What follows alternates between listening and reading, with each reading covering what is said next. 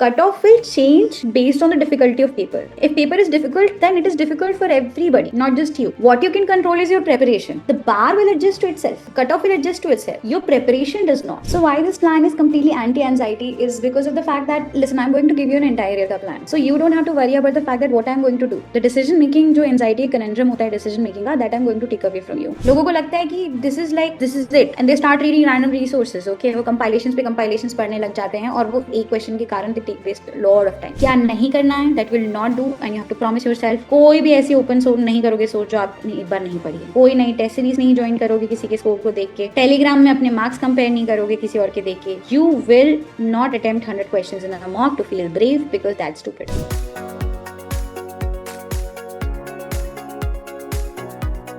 Hello everyone. So today we are going to talk about the fact that if you failed prelims 2026, and I'm assuming that you're going to write the prelims again next year, even if you're thinking of a plan B, then again the preparation never ends.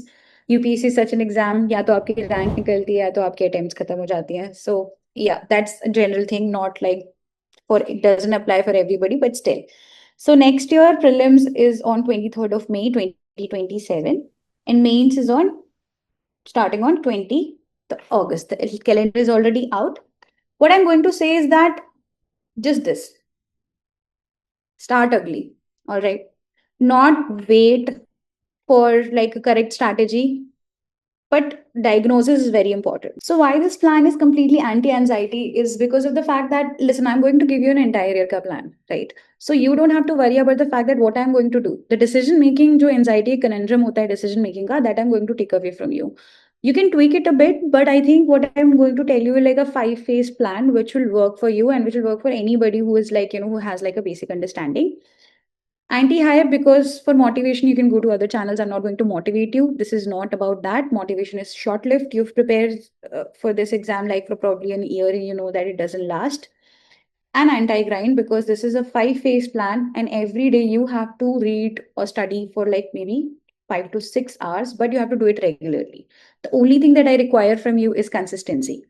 All right, consistency and diagnosis where you actually, reflect on your preparation every week. So let's say 3 things. Like I said, a diagnosis. This is not a motivation. We're not going to talk about, okay, you can do it and all that dream. No, you already have a lot of that content around you. I'm going to give you a dated plan, a proper 5-phase plan, and a closed source list. This is also important because right now what happens is that if you give like a bad mock, you'll start looking for a better, another new source. So this is something that I want you to ingrain in your head that you don't need more resources. Yes, when you diagnose your paper, you will understand that my content was extremely low on that part, and probably your current affair resources may tweak a bit, but your standard resources remain the same. For mains examination, it's a process. Probably your resources might change a bit, but जो major resources जो एक base बनता है आपका 60 to 70%, वो आपका same रहेगा. So I'm not going to add any kind of content load on you with this. Okay.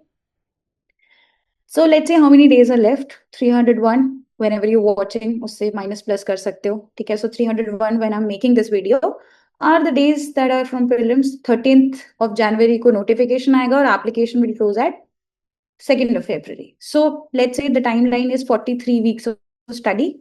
390 days will be remaining for the mains and 5 months you have to be mains ready. So basically, it's not that you have short on time, you have enough time to be mains and prelims both. For prelims and mains both. I'm assuming prelims के लिए आपको थोड़ा सा in fact easier होगा because you're just going to improve and change your strategies and do better revisions and testing.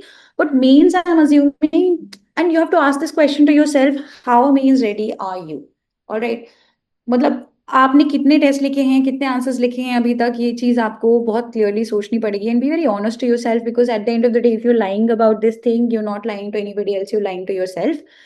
And that's completely non-negotiable. You're not fooling anybody with this.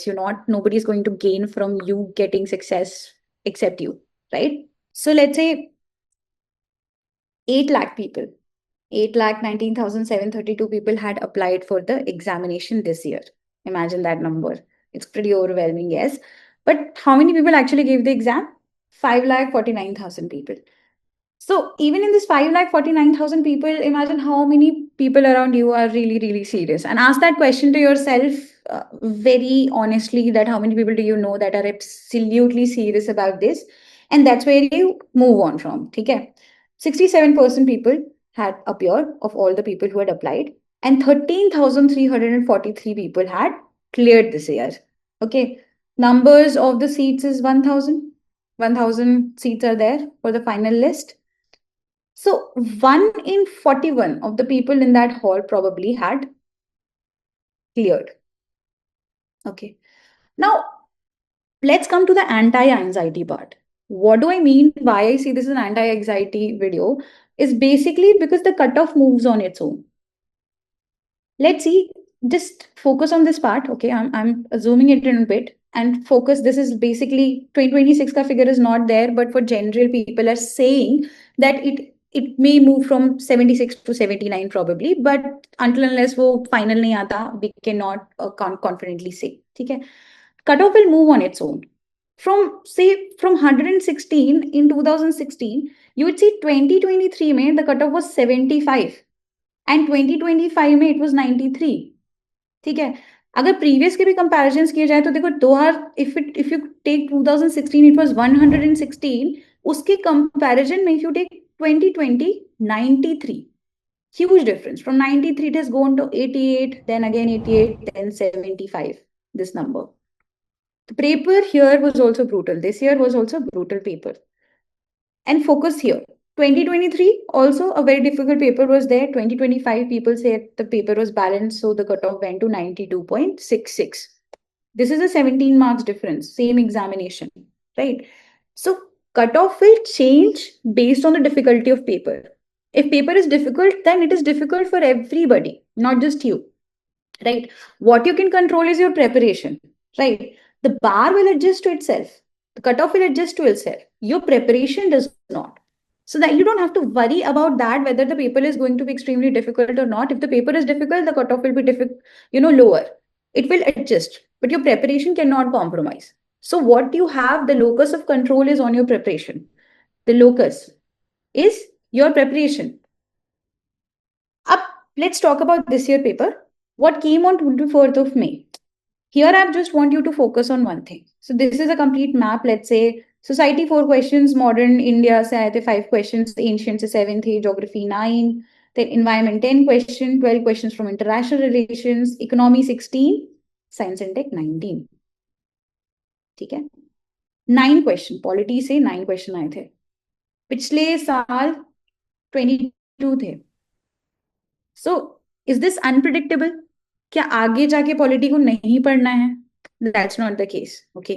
But this may happen. You have to be prepared for that. This is what I'm trying to say. 21 questions मिला के किसके आ गए? History and art and culture के. लोग history तो बहुत अच्छे से पढ़ते हैं, but art and culture ancient India को बहुत इग्नोर करते हैं. But this year the questions came from that. Art and culture and ancient India you have to study together. So that's also very important. Here at Civils Daily UAP में what we do is that every subject is taken not in a subject wise, syllabus wise, but it's actually taken from the sense of micro theme. अगर आप micro theme के basis पे पढ़ते हो तो आप इन सब चीजों के लिए प्रिपेयर्ड होते हो. ये जो कनंड्रम्स होते हैं, क्रिएट होते हैं अनप्रिडिक्टेबिलिटी से कि एक सब्जेक्ट आगे बढ़ रहा है पीछे बढ़ रहा है, ये माइक्रो थीम के एनालिसिस से आपका क्लियर हो जाता है, बिकॉज यू अंडरस्टैंड कि हाँ एक कंसिस्टेंट पैटर्न बन रहा है इस सब्जेक्ट का. And in the past year art and culture has been there, ancient India से क्वेश्चंस आए हैं, पॉलिटी से मे बी क्वेश्चन ऊपर नीचे हुए हैं, बट यहाँ पे क्या था कि इट्स जस्ट कोर पॉलिटी के क्वेश्चन नहीं आए थे. Current affair plus governance, periphery के क्वेश्चन आए थे. और ये आज पहली बार नहीं हुआ है, ऐसा पहले भी हो चुका है. Slowly and steadily UPSC has asked questions from the legal periphery which are not core polity, जो कि आपको लक्ष्मीकांत में मिलता है. ठीक है. शिफ्ट एक बहुत बड़ा हुआ पेपर में कि paper was 56 pages and you had just 75 seconds पर क्वेश्चन, जिसमें रीडिंग इंक्लूड है, आपका ब्रेनस्टॉर्मिंग इंक्लूड है. सो आपको सिर्फ आंसर पता नहीं होना चाहिए, आपको एलिमिनेशन भी आना चाहिए. मल्टी स्टेटमेंट पेपर था.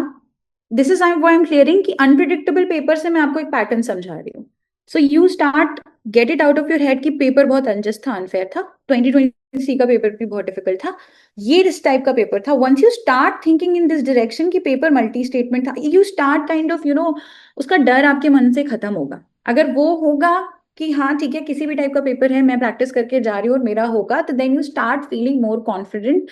Because at the end of the day वो 2 से 3 घंटे जो आप एग्जाम देते हो उसमें कॉन्फिडेंस की भी बहुत जरूरत होती है। प्रेशर के अंदर सीसैट बहुत सारे लोग का इसीलिए नहीं निकलता है, because they are very worried about this fact. Okay, अब क्वेश्चन के टाइप्स कैसे चेंज हुए, which is really interesting. So article 13 came as an argument between two people.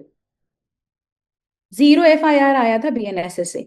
Now people will say BNSS से कैसे आ रहा है, तो फिर जुडिशियल कस्टडी के बारे में भी क्वेश्चन पूछा था उन्होंने, कंटेम्प्ट ऑफ कोर्ट के बारे में क्वेश्चन आया है इन द पास्ट। ठीक है, सो ऐसा नहीं कि पेरीफेरी से क्वेश्चन नहीं आ रहे। बीएनएसएस, बीएनएस ये अभी ही करंट अफेयर का पार्ट था। So if somebody says that कि मतलब ये किस तरीके से क्वेश्चंस पूछे जा रहे हैं, तो probably there is a hint there. Then there were एक शिफ्ट और था, Dhruv 64, genome India, quantum mission, विजनगम, ये सब आए थे, बट इनसे और इंटरनली क्वेश्चन पूछा था। बट यहाँ पे मेरा एक पॉइंट बस इतना है, हेडलाइंस नहीं पूछी जा रही, इंस्टीट्यूशंस को पूछा जा रहा है बिहाइंड।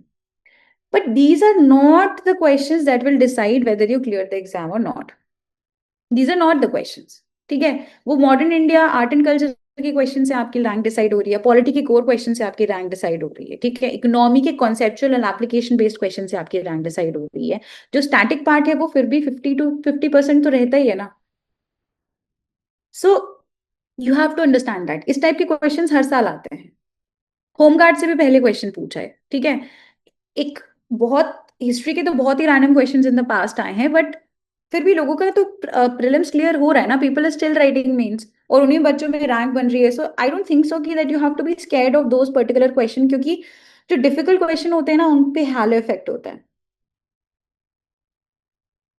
लोगों को लगता है कि this is it, and they start reading random resources. Okay, वो कंपाइलेशंस पे कंपाइलेशंस पढ़ने लग जाते हैं, और वो एक क्वेश्चन के कारण they take waste lot of time.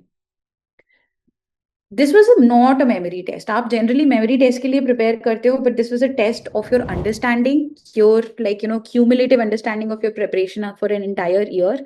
How fast can you read, okay, how fast can you eliminate. So इसके लिए जिसने बहुत ज्यादा मॉक्स अच्छे से प्रैक्टिस किए होंगे, ठीक है, एलिमिनेशन प्रैक्टिस की होंगी, और ओपन माइंडेड से पेपर को किया होगा, देयर विल बी अंडरस्टैंडिंग कि हाँ वी कैन डू इट। और एक रीडिंग में तो आप इस पेपर को करना मुश्किल है, इसीलिए you have to practice a lot of mocks also. This is also one of the observation that I felt. एक तो रिजिड माइंडसेट के साथ नहीं जाना है कि मैं 3 बार में करूंगा, 2 बार में करूंगा, 1 बार में करूंगा। You have to see the paper and then you go as how it is suppose to be. Why did you miss it out? Because you finish the syllabus, but आपने माइक्रो थीम्स को clear नहीं किया है। आप recall कर रहे हो, पर एलिमिनेशन स्ट्रैटेजीज को नहीं प्रैक्टिस करके जा रहे हो, आपने उतने मॉक्स नहीं लगाए हैं, आपका जो स्टेट ऑफ माइंड है, जो आपका स्किल है, वो उस तरीके का डेवलप नहीं है, और रिविजन का कोई आर्किटेक्चर नहीं है। आपने सितंबर में पॉलिटी पढ़ा है और फिर अप्रैल में फिर से पढ़ रहे हो उसको। दैट इज री learning. Polity is not a kind of a subject जिसको आप ऐसे 2 महीने बाद पढ़ोगे और आपको याद आ जाएगा। आपको it's not like that, history is not like that. ठीक है, मल्टीपल रिविजन जो करने हैं वो शॉर्ट ड्यूरेशन के चेंजेस में आपको करते रहने, अपने आप को टेस्ट करते रहना है कॉन्टिन्यूसली फॉर द मेजर 4 और 5 सब्जेक्ट्स एटलीस्ट, अदरवाइज प्रॉब्लम होती है। टेस्ट, आप बहुत लेट हो गए टेस्ट देने के लिए, आपने आंसर राइटिंग मॉक्स कब से स्टार्ट किया? And I really want you to think about it right now. If you are watching this video, please sit back and think about कि when did you start writing mocks. Okay, notes को as a hobby मत बनाओ, आपने कोई 1 pager नहीं बनाया था, इसलिए you have a problem. AI1 जो था ना, CSE 2025 का, he had scored 103 out of 250 in GS3, that is 41%. His total marks was 1071 out of 20. ठीक है, so 41% in GS3 मार्क्स देखोगे अगर क्लियरली, तो अबव एवरेज मार्क्स हैं everywhere. He scored above average, बहुत ज्यादा ऐसा नहीं एक्सेप्शनली मार्क्स हैं, बट अबव एवरेज सारे में है, and that's why he has this great score, good score. ठीक है, that's how he did it. So हर कोई, हर इंसान हर चीज फिनिश नहीं करता। You not be able to finish even at the end of the day. आपका सिलेक्शन होने के 5 मिनट पहले, आपके रिजल्ट आने से पहले भी आपको ये लगेगा कि I wish I could have done that, this is the UPSC examination, you always feel that. So it's not like that you lack content, because you always feel that you lack content, but it's not that you lack content, you just didn't have a proper system for it. So let's say plan. Okay, what is the plan? So plan कुछ इस तरीके से दिखेगा। मैं आपको plan बता रही हूँ 6 अगस्त से, इसको आप एक वीक पहले से भी कर सकते हो। Let's take it from 1 August, depending upon when can you start, how fast can you do that diagnostic process that I'm going to tell you about. जितना फास्ट आप उसको करोगे उतना फास्ट आप आगे बढ़ सकते हो, because see this is not like अ एकदम रिजिड प्लान नहीं है, कहीं ना कहीं इसमें चेंजेस आ सकते हैं, बट अल्टीमेटली आइडिया यही है। So let's say mains first मैं बोल रही हूँ उसको, बट इसमें सिर्फ एक चीज हमें चेंज करेंगे, हमें मेंस पे फोकस करना है 31 दिसंबर तक, और फिर 1 जनवरी without fail we'll start focusing on prelims from 1 January. These are the things that you have to, मतलब बिल्कुल मुझे फोकस करना है, मतलब इससे ये मेरा प्लान चेंज नहीं होगा। अगर ये मैक्रो स्ट्रक्चर का भी आपने फिक्स्ड कर लिया अपने दिमाग में ना, तो then you will be like okay, you will move around, you will move your plans around it. वो डेट्स अगर क्लियर है, जैसे मैक्रो पे भी अगर तुमने फिक्स कर लिया कि लाइक 31 दिसंबर में मुझे मेंस रेडी होना है, मुझे इतना करना ही है, और अगर मैंने नहीं किया है तो भी मैं प्रीलिम्स 1 जनवरी से स्टार्ट कर दूंगी या कर दूंगा, राइट? तो अगर इतना भी रिजिड फिक्स तुम अपने दिमाग में कर लेते हो ना, तो then you actually every plan will move around this. So let's see किस तरीके से प्लान चलेगा। फेज 1, तो मैं चाहती हूँ कि like maybe I am giving you this time to sort out everything, okay? So what you have to sort out, that you have to diagnose your answer sheet. आपको अपना इस साल का पेपर डायग्नोज करना है। अगस्त से 31 अक्टूबर तक you will do certain micro themes, then there is phase 2, 1 नवंबर से 31 दिसंबर, 1 जनवरी से 22 मई, एंड देन 24 मई से 20 अगस्त का क्या हो करना है उसमें, ठीक है? तो मीन्स की बात करते हैं पहले फेज की। अब 88 डेज होते हैं प्रीलिम्स और मेंस के बीच में। यहाँ पे क्या होता है, आप कोई भी नया सब्जेक्ट स्टार्ट नहीं कर सकते। इस फेज में आपको दो चीजें करनी होती हैं, वो होता है आपको you have to do mocks, plus you will only revise value addition of current affairs. That's it, these 88 days are for that, only answer writing. If you're making notes at this point of time, then your chances are this really low. Why I'm saying that you have to do like start means from now, because I'm saying like let's say assume आपने 5 to 15 answers लिख दिए हैं federalism में। If you've written it, multiple dimensions of federalism you've covered. If 4 statement question comes in prelims, will that be a problem? And honestly, I'm telling you, if you were preparing for mains also alongside, तो ये BNSS type के जो questions आते हैं ना, 0 FIR, ये आपको बन जाते हैं, ठीक है?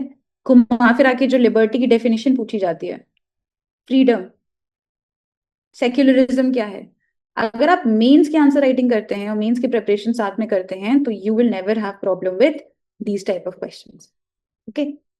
It does not work in reverse. Prelims से मेंस नहीं जाते हो आप, मेन से आप रिवर्स इंजीनियरिंग कर सकते हो। And it's not like this और दैट, इधर एंड और की प्रॉब्लम ही नहीं, you have to take it together. Mains के जो टॉपिक पढ़ रहे हो वो कॉमन होंगे बहुत सारे, you just have to keep giving the prelims का test so that you are in exam ready mode. Common themes को करना है, राइट? सो ऐसा नहीं है कि वो कर रहे हो तो वो नहीं कर सकते, क्योंकि आप you are not a beginner any more, you are somebody is already given prelims. So यहाँ पे अगर आप मेंस की प्रिपरेशन नहीं कर रहे हो, अगर आप बिगनर होते तो I would have probably thought differently, but you already given prelims, आपका नहीं हुआ है, कुछ मार्जिन से नहीं हुआ है, तो मेंस की प्रिपरेशन करना जरूरी है। सब्जेक्ट्स को नहीं पढ़ना है, there are micro themes. What are micro themes? So there are basically, देखो सिलेबस में ना, so at Civils Daily what we have done, you divided total syllabus into micro themes. These micro themes are basically जो कि UPSC ने पहले पूछा है। Whatever UPSC has asked in the past are the micro themes. There are total 450 micro themes and 300 are those जहां से repeat questions आए हैं बार बार and are more relevant, and 157 are mains critical. 157 themes are mains critical because अभी हम दिसंबर तक की बात कर रहे हैं, इसलिए मैं इस पे ज्यादा फोकस कर रही हूँ। अब इसमें 119 ऐसी हैं जो सिर्फ मेंस ओनली है, प्लस 38 हैं जो कि प्रीलिम्स से शेयर्ड है। सो ये है 158 मेंस क्रिटिकल थीम्स, ठीक है? अब माइक्रो थीम्स क्या होती हैं? So let's say urbanization is the major topic, probably उसके अंदर माइक्रो थीम क्या हो गई? अर्बन फ्लडिंग हो गई, अर्बन हीट लाइन आइलैंड्स हो गए, municipal finance, these are the micro themes. Syllabus के जो इंपॉर्टेंट डायमेंशन है जहां से क्वेश्चन आते हैं वो माइक्रो थीम बन जाती है। For example federalism is a micro theme, local self government is a micro theme, ठीक है, उसके अंदर भी मेजर डायमेंशन हो गए हैं, तो वो women probably could be a micro theme, but it is, अब उसके अंदर भी क्योंकि इतनी डायमेंशन पूछी हैं तब उसकी भी माइक्रो थीम्स बन चुकी हैं, ठीक है। So 157 themes are there. You have 21 weeks till December. 43 weeks total था till prelims. 21 वीक्स हैं आपके पास दिसंबर तक। आपको 7 माइक्रो थीम्स करनी है पर वीक। हर एक माइक्रो थीम आपको एक दिन में करनी है। That is the whole ask. It could be, so this is a kind of a plan. 1 micro theme every day, ठीक है, पर ये आगे पीछे हो सकती है। प्रोबेबली एक माइक्रो थीम शायद बहुत छोटी हो तो you would take lesser time, it could be more. आपको स्टडी नहीं करना है, डायग्नोज कैसे करना है, पहले इस पे जाते हैं। पहले तो जो फेज 0 है हमारा, उसमें कैसे करना है, 2026 का पेपर उठाना है अपना, एंड सारे 100 क्वेश्चंस को 5 बकेट में डालो। हर क्वेश्चन को उसकी माइक्रो थीम पे लेके जाना है, और ये सीसैट के साथ भी करना है। सोर्स लिस्ट को बनाना है, एंड हर सब्जेक्ट के लिए, हर टॉपिक के लिए हमको एक ही बुक रखनी है पहले, और एक वॉल कैलेंडर बनाना है। वॉल कैलेंडर इज बेसिकली जिसपे, that is an exercise that you do every Sunday. अब ये 5 बकेट्स क्या हैं पेपर के लिए? डायग्नोस्टिक टूल, मैंने बोला कि आपको डायग्नोस करना है, तो आपको डायग्नोस कैसे करना है? फर्स्ट ऑफ ऑल, पहला कैटेगरी, पहला बकेट ये होगा कि आपको बिल्कुल पता था ये आंसर, यस, ठीक है। एलिमिनेटेड एंड राइट, ठीक है। Eliminated and wrong, okay. Blind guess, knew it, mark wrong, ये प्रैक्टिस से होगा। और ये किसी के साथ भी हो सकता है, there is like no solution to this. ये जो है थर्ड एंड फोर्थ बकेट है ना, eliminated and wrong and blind guess, यही से आपको फॉल्ट फाइंड करनी है और यहाँ पे काम करना है प्रीलिम्स के लिए। That's it. प्रीलिम्स के जो भी आप दिसंबर तक करोगे वो यहाँ से आएगा। किन सब्जेक्ट्स में, ठीक है, क्योंकि ये जो आ गया है सही है, उनको तो आप रिवाइज करके प्रैक्टिस करके कर लोगे। एलिमिनेटेड एंड राइट है, this is also not a part, because यहाँ पे आपको कर रहे हो। ये जो है, इस क्यों हो रहा है ये वाला पोर्शन, इसी पे बस हमको फोकस करना है, और प्रीलिम्स की प्रिपरेशन की स्ट्रैटेजी यहाँ से बनेगी। कौन सी माइक्रो थीम्स पढ़नी है, किस तरीके से टेस्ट देना है, क्या रिवाइज करना है, यहाँ से, ठीक है। मेंस के लिए जब आप करोगे तो first of all let's focus on GS two first.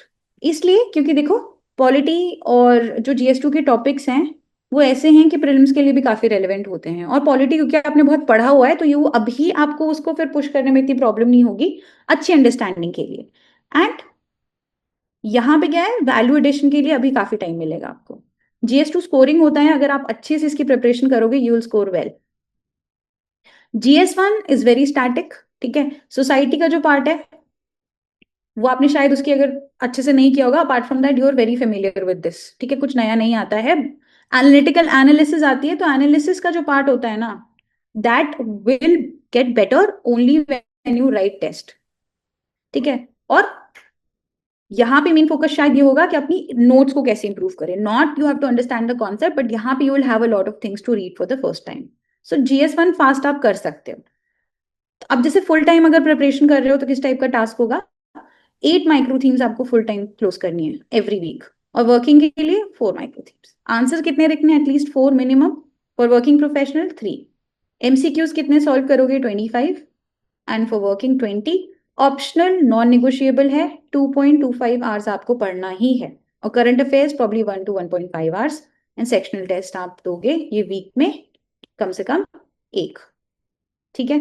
ये दोनों के लिए नॉन निगोशिएबल है। ऑप्शनल आप एज सून एज स्टार्ट कर दो, मैंने यहाँ पे एक डेट दिया है, it doesn't have to be that fix date, but paper 1 आपका अक्टूबर 31 तक खत्म हो जाना चाहिए, और पेपर 2 आपका 31 दिसंबर तक खत्म हो जाना चाहिए विथ सेक्शनल टेस्ट। ऐसा नहीं है कि सिर्फ पेपर खत्म हो गया है, नोट्स प्लस टेस्ट, ये दोनों चीजें आपको करनी है, ठीक है। अब 1 पेजर नोट्स की मैं बात, मैंने नोट्स की बात की, नोट्स कैसी बनेंगी? नोट्स में सबसे पहली बात तो डेफिनेशन प्लस आर्टिकल और एक्ट होगा। 4 to 6 डायमेंशंस लिखनी चाहिए। 2 डेटा पॉइंट होंगी, एक रिपोर्ट होगी, 2 एग्जाम्पल्स होगा, कोई एक एग्जाम्पल स्टेट से हो सकता है, criticism and way forward 5 each, और एक कीवर्ड का बॉक्स। ये 1 पेजर का, इसका take screenshot of this guys, this is your structure. अभी डेटा पॉइंट चेंज हो सकता है, ज्योग्राफी में शायद मैप भी ऐड करना पड़े, ठीक है। हिस्ट्री है तो timeline, it could change, and it will change as per the subject. Society है तो थोड़ा सा और चेंजेस आ सकते हैं. मान लो इन्वायरमेंट है, फॉर एग्जाम्पल इन्वायरमेंट में क्या करोगे, इंटरनेशनल बेस्ट प्रैक्टिसेस. जैसे यहाँ पे वन फ्रॉम स्टेट है, this will become international best practice. Laws क्या है, वहां पे शायद चीजें बदल सकती हैं. अब फेज वन मैंने बता दिया आपको कि किस तरीके से करना है. This is how you have to do. Okay. GS3 and GS4 पे आते हैं. अब ये फेज टू है जो कि 1 नवंबर से लेके 31 दिसंबर 9 वीक्स का है. इसमें आप GS3 एंड GS4 पे फोकस करोगे. यहाँ पे GS4 के लिए भी कर सकते हैं कि अगर आप चाहो तो इसको एक्चुअली मिड अक्टूबर से भी स्टार्ट कर सकते हो. ठीक है. गिव इट लाइक प्रोबेबली यहाँ से एक आप 1 आवर इसको एवरी डे दे सकते हो for reading and understanding. Because if you doing ethics for the first time probably यहाँ पे प्रॉब्लम हो सकती है. लेकिन अभी सबसे पहले before doing GS4 and all this, optional तो आपको करना ही है स्टार्ट. ठीक है. And then there will be major themes. इस वाले पोर्शन में नवंबर और दिसंबर में क्या है, हमको एक रीलुक करना होगा कि हमारी नोट्स या हमारा कंटेंट मेंस के आंसर राइटिंग के थ्रू देख के कि जो मुश्किल थीम्स हैं उस पे हम क्या कर रहे हैं. For example judicial review, physical pheasant, WTO, agriculture, internal security. Internal security तो मुझे काफी स्टैटिक लगता है क्योंकि उसमें वैल्यूएशन एंड डिमेंशंस ऐड होती रहती हैं. बट अदरवाइज कुछ ऐसा पार्ट है उसका जो कि सेम है. ठीक है. वो सेम वही क्वेश्चंस आते हैं, उतने ही नंबर ऑफ क्वेश्चंस आएंगे. It is ticking to that. जैसे अब IR है तो उससे 4 और 5 क्वेश्चंस आते हैं, वो फिक्स्ड है. उसकी कम से कम 15 माइक्रो थीम्स हैं, उससे ज्यादा नहीं आता है. ठीक है. तो अब आपको माइक्रो थीम्स कितनी क्लोज करनी है, यहाँ पे फुल टाइम आप 7 माइक्रो थीम्स क्लोज करोगे. आंसर्स आपको 6 लिखने हैं और आपको ऐसे लिखने स्टार्ट कर देने हैं. You have to write essays from around September October. आप ऐसे लिखना चालू करोगे. ऑप्शनल अगेन, वहां पे भी 2.5 2 आवर्स था, यहाँ पे भी 2 आवर्स ही रखोगे क्योंकि यहाँ पे GS3 GS4 पे ज्यादा पुश कर रहे हैं हम. तो ये हो सकता है कि आपको थोड़ा प्रॉब्लम हो सकती है in the sense to push it. So that's why ये थोड़े बहुत चेंजेस यहाँ पे आ सकते हैं. ऑलराइट. नाउ 31 दिसंबर तक आपको 8 ऐसे लिखने हैं नॉन नेगोशिएबल. मैंने एक नॉन नेगोशिएबल आपको ये बताया था कि जनवरी से मुझे क्या स्टार्ट करना है, प्रीलिम्स. 31 दिसंबर तक मुझे अपना ऑप्शन खत्म करना है और मुझे मेंस खत्म करना है, चाहे कुछ भी हो जाए. ये मैक्रो है. 8 ऐसे मुझे लिखने ही हैं. ऐसे is a very low hanging fruit और बहुत overwhelming at the same time. ऐसे लिखना आसान नहीं है, पर अगर आपने उसको सीख लिया है, देर आर सिविल्स डेली में there are lot of free videos which will help you out. उनको देखो, समझो. ठीक है. We follow this task framework. Watch those videos and you will understand what I am talking about. ठीक है. Just watch them. I'm not even asking you to write an essay. Just brainstorm if you do it. जब लिखने से पहले थोड़ा brainstorm करो. It will start helping. It will help you to have a critical thinking. अब check point हो गया. 157 micro themes, 1 pager rules ready हैं. 120 आंसर्स आपने मिनिमम लिख लिए हैं, hand and dated, plus 8 essays. Tell me, imagine yourself at this position. Do you feel confident? You will feel confident. Okay. Optional paper खत्म हो गया है. आपने कम से कम 50 to 100 एथिक्स की केस स्टडीज करी हैं और आपका पास एक प्रॉपर एरर लॉग है आपकी खुद की हैंड राइटिंग में, जो कि आप हर संडे करोगे. हर संडे आपको ये करना है. Every Sunday there has to be this कि आपने कहाँ पे गलतियां की हैं. ठीक है. टेस्ट दे रहे हो तो टेस्ट में क्या प्रॉब्लम हुई है, प्रिपरेशन में क्या प्रॉब्लम हुई है. पूरा एक वीक का आपके पास आपका रिफ्लेक्शन एंड पूरा रेट्रोस्पेक्शन, रेट्रोस्पेक्टिवली आपको देखना पड़ेगा. आपको ये चीज इंट्रोस्पेक्शन करनी पड़ेगी. अब अगर ये जो मैंने ऊपर बताया इसमें अगर 4 चीजें भी आप कर लेते हो तो you will switch to prelims. You will anyway switch to prelims. Prelims take over. यहाँ पे क्या करना है, only and only start attempting questions. Do not feel ready. There you will never be, feel ready. And अगर आप exam already दे चुके हो तो you will be ready. Don't wait for giving mocks. Mocks तो देना चालू करे दो. What we do in UAP, अब अगर आप ये खुद कर रहे हो तो ये ठीक है. UAP में what we do is that we create a one-to-one mentorship plans for students, जहाँ पे वो इनिशियल लेवल से, फॉर एग्जाम्पल हम अगस्त से ही उनको बच्चों को फोर्स करते हैं कि आप टेस्ट दीजिए प्रीलिम्स के. Even if you're doing mains ka prep majorly, which can depend upon student to student, but again we also push them, we encourage them, and they agree with it because it gives us results. We have so many UAP students writing mains this year, that you keep giving tests.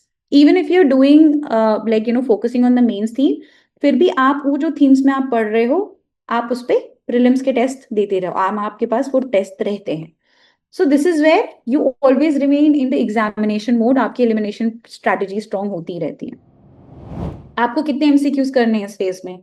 So let's से 50 to 75 MCQs आप रोज solve करोगे, और आपको कम से कम एक full length test देना है. Full length test आपको एक देना है, ठीक है, सेक्शनल नहीं, फुल लेंथ टेस्ट. एक पेपर आप हर फोर्टनाइट लगाओगे सीसैट का, और सब्जेक्ट के रिवीजन साइकिल्स ऐसे होंगे 1 every 4 days. आप एक पॉलिटी 4 days, ठीक है, हिस्ट्री 4 days, तो 4 4 days के साइकिल में आपको करना है. Why this is important? क्योंकि टाइम जो होता है, मतलब this gives you kind of like, आप फेज में रहते हो तो फुल लेंथ टेस्ट करने की आपकी वो पॉसिबिलिटी होती है.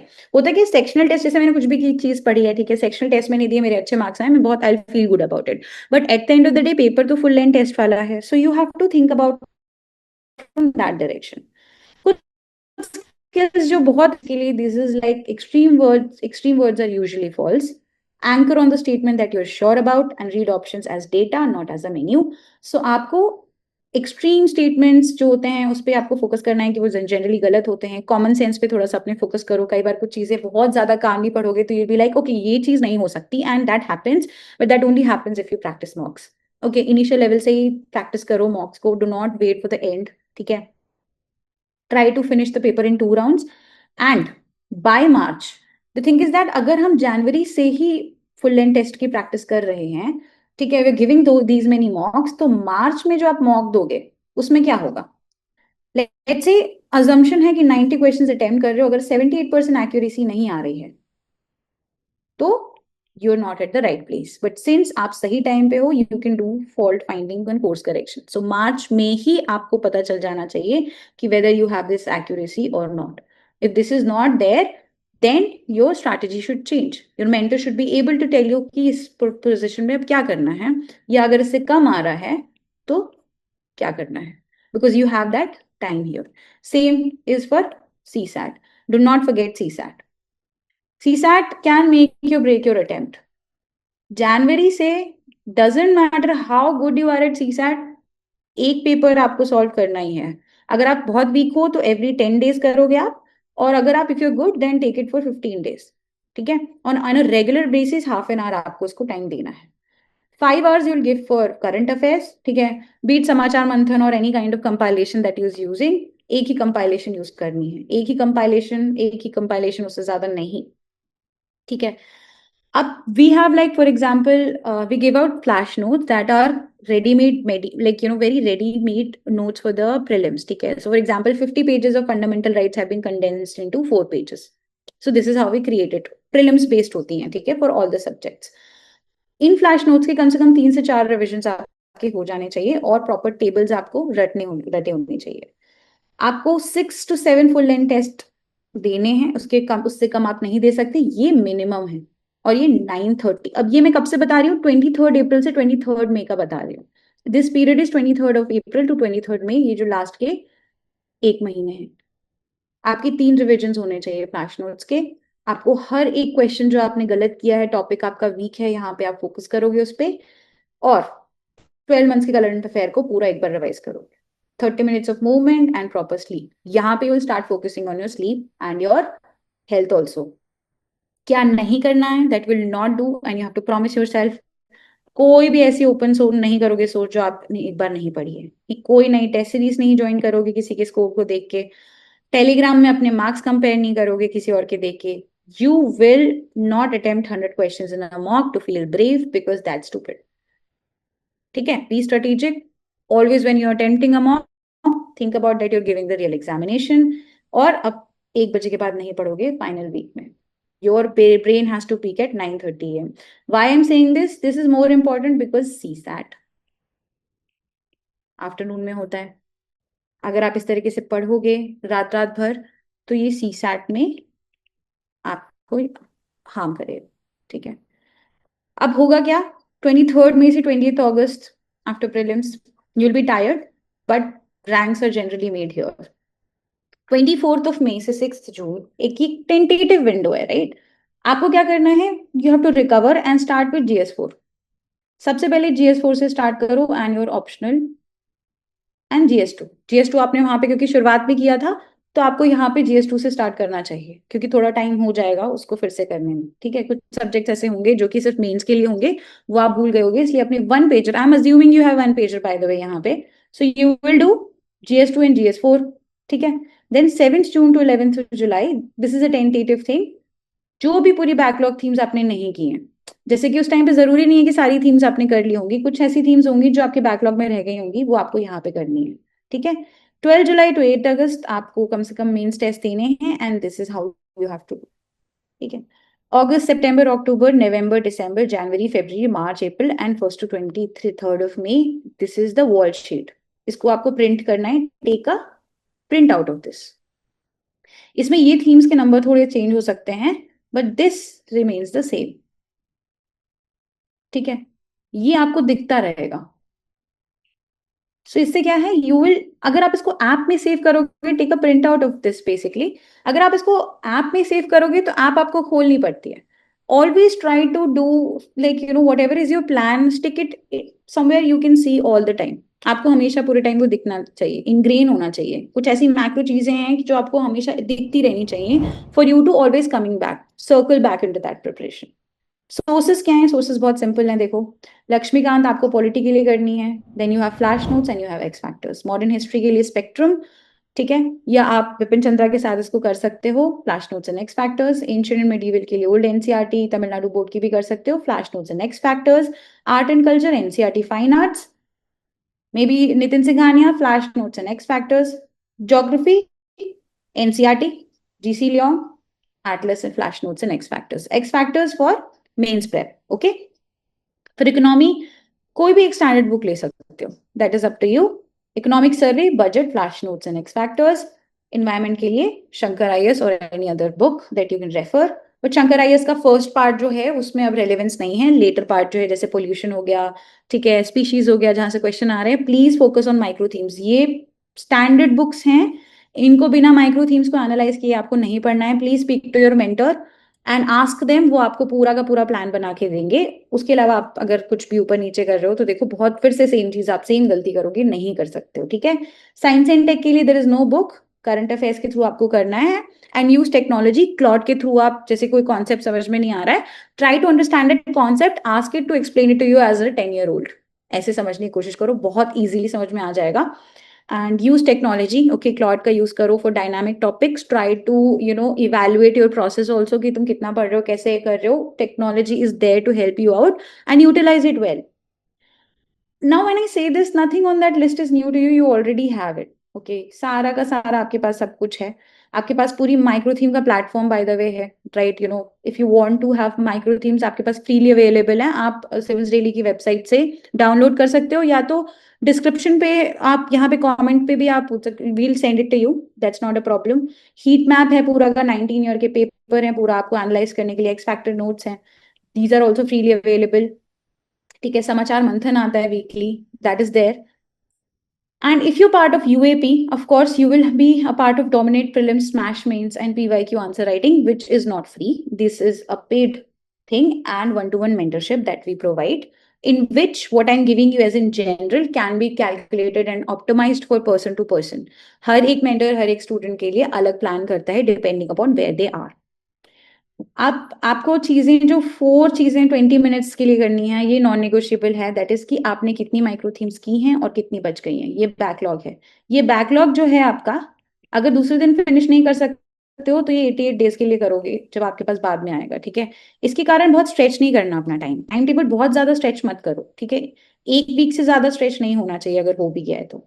आपने कितने आंसर्स लिखे हैं, ठीक है, आपके 50 क्वेश्चन सेट्स जो आप टेस्ट कर रहे हो, जैसे मैंने कहा कि आप प्रीलिम्स के टेस्ट लगाते ही जाओगे इवन फ्रॉम द बिगिनिंग, क्या एक्यूरेसी आ रही है, एक्यूरेसी इन परसेंटेज देखना है आप, और रिविजन कितना बाकी रह गया है। 4 numbers 40 weeks, there is no fifth number. ये 4 चीजें ही बस देखनी है, how many micro themes, answer written by hand, accuracy on your 50 question set and revision date. Okay,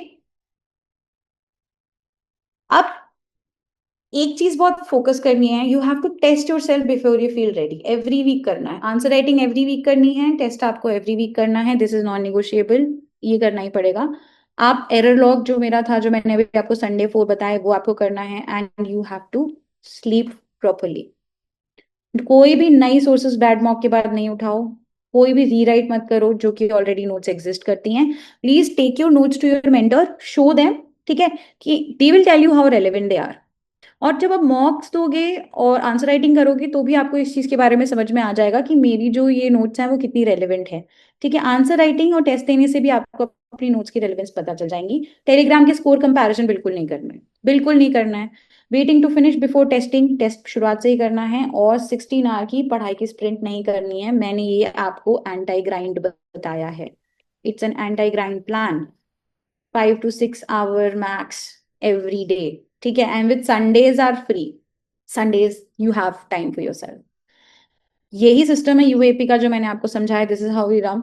same micro themes पे काम करते हैं, 1 pages बनवाते हैं, but the plans and the system is basically action based, where we make sure that the student does what we ask, ठीक है, and when we're convinced and every student does this consistently without putting too much pressure on them। अगर ये करोगे तो अगली मई अलग दिखेगी, और अगर ये नहीं करोगे तो then it's just going to be the same. You are going to sit watch videos like this, like I am making, and trying to find out what went wrong. So again the only thing that I would say, start early और diagnose. This plan can change for you, आगे पीछे 4-5 दिन हो सकता है, but ultimately एक fundamental दिमाग में जो चीज है वो आपको संडे वाली जो 4 चीजें हैं वो आपको करनी है। First, micro theme based preparation करनी है, स्टार्ट टेस्टिंग योर सेल्फ, ठीक है। अब जनवरी या for example let's say, don't wait for March to start writing mocks, start writing mocks even now if you can, ठीक है। आप बिगनर नहीं हो, please don't act like a beginner, don't do the same mistakes of a beginner. Okay, foundation करके देख लिया, आपको सब समझ में आ गया है, and if you have any kind of question, ये scan this code, okay, you can scan this code and you can speak to me particularly। और आपको कोई भी डाउट्स हैं तो आप कमेंट सेक्शन में पूछ सकते हो, और हमारी वेबसाइट के थ्रू हमें रीच आउट कर सकते हो। कोई भी डाउट हुए, I will help you out, um I'll be very happy to help you। So this is I'm sharing it here, and the rest of the description is also in the in the description box, और आप reach out हमें कर सकते हो। Thank you so much, all the very best, but please start studying, start early, and all the very best। Thank you।